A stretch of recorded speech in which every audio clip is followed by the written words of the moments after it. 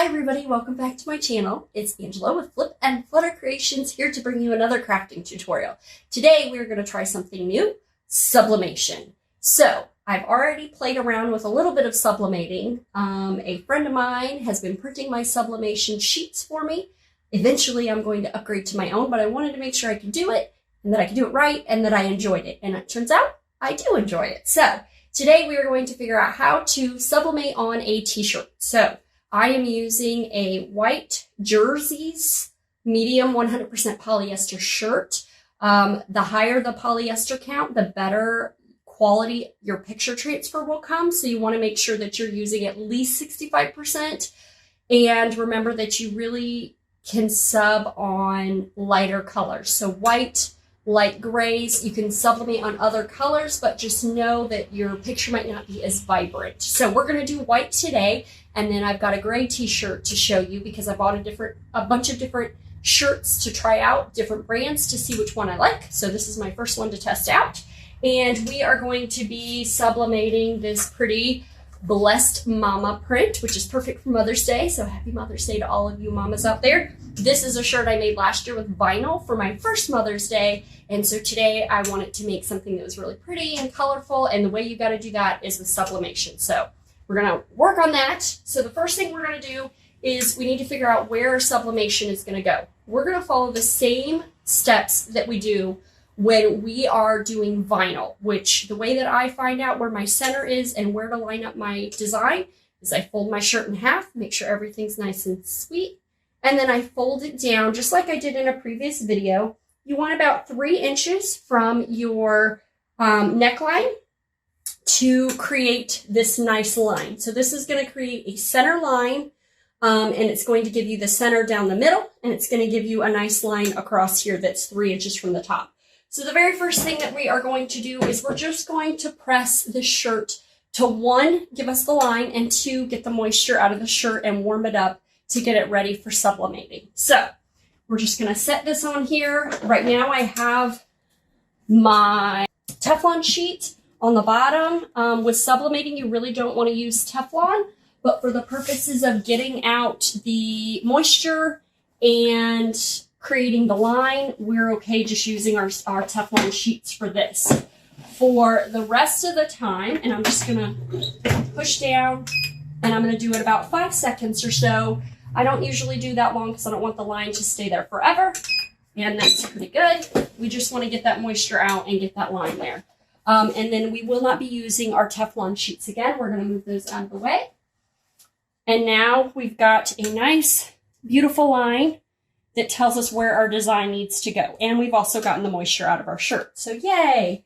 So I'm going to go ahead and leave my Teflon sheet on the bottom, and I'm not worried about the bottom.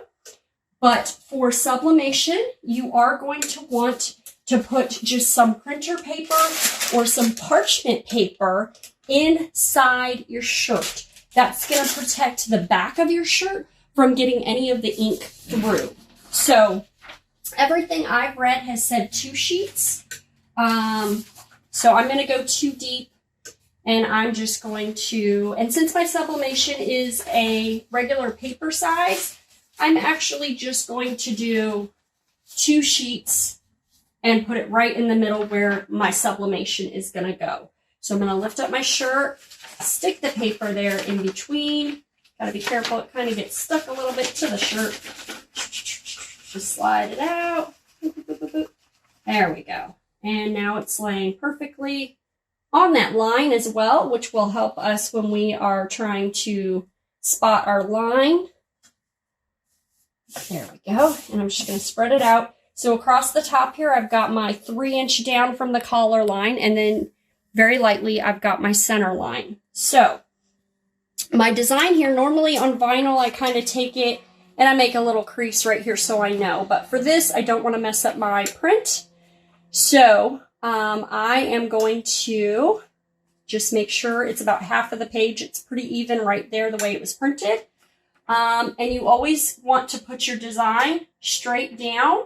So my print is on this side. You can see it's a little dull. That's okay. When it actually sublimates, it's going to be very vibrant and bold. It's okay that it looks dull. That's the way that it prints out. So I'm going to go ahead and line this up at about the halfway mark. And I kind of figured out that my halfway is about where Blessed and the second M in Mama is. So I'm going to line my sheet up. Luckily, this design was a full sheet's width. And there's my S and my M, and there's my line right here. So I'm just going to kind of guesstimate. The nice thing is that the top of the paper that I'm using is a straight line, and the design has printed perfectly straight there.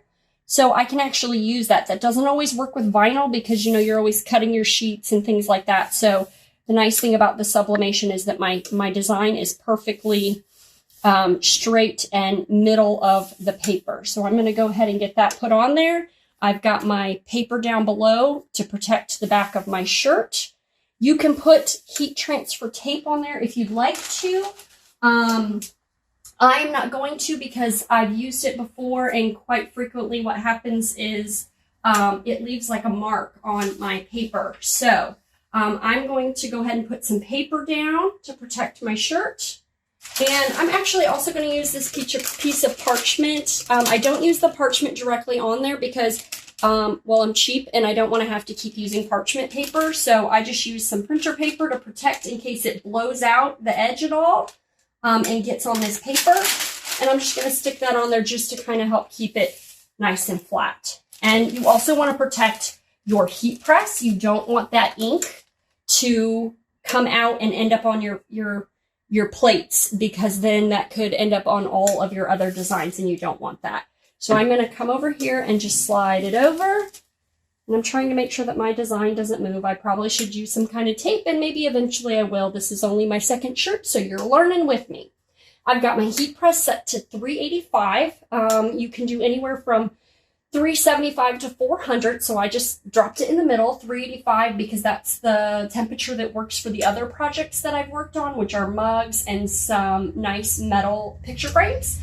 I've got my time set on 190, but we're actually only going to use 60 seconds, so we're going to let it go down to 130. I have it set on 190 because I'm lazy, and that's what I use for the cups, the mugs, and I just don't want to have to keep resetting it, so I'm going to use my timer. Go ahead and push it down, put my timer down, and I'm going to wait till it gets to 130. So I won't actually hear the beep, but I just will keep an eye on it. So it takes about 60 seconds, so it's not quite as quick as a vinyl transfer, which is only about 15 to 20 seconds.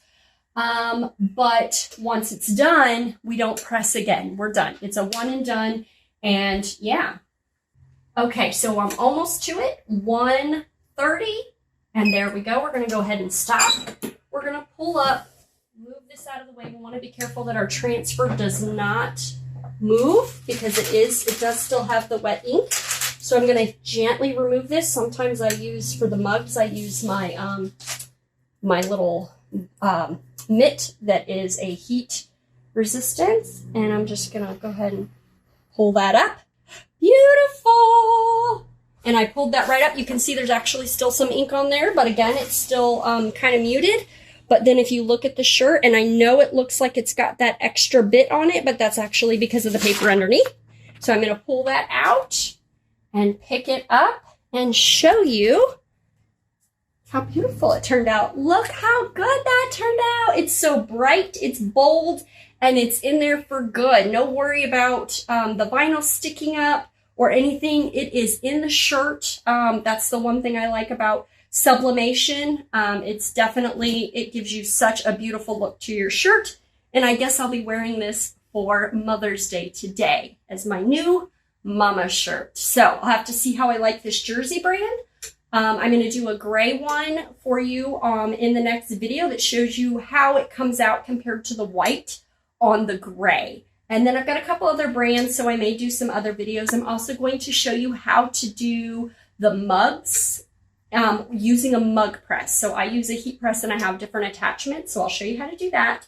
And then I also have some metal picture frames, and I'll show you how to sublimate on those as well. And then as I start purchasing more items and trying out other things, I will do some videos for you on those later. So thanks for tuning in. Hopefully this video was helpful for you. Thanks for learning with me as we try out this sublimation process. If I decide to go ahead and upgrade to my own sublimation printer, then what I will do is I will walk you through how to set that up whenever it gets here. So be looking for that in the future. I'm really enjoying this. It makes me so happy to only have to press once, not do multiple colors, and then it turns out beautiful like this. So I may end up doing some more of this as time goes on. So be watching for those videos in the future. If this video was helpful for you, don't forget to hit that thumbs up button. And as always, don't forget to hit subscribe so you can be notified when I post my next video. Thanks for stopping by. See ya.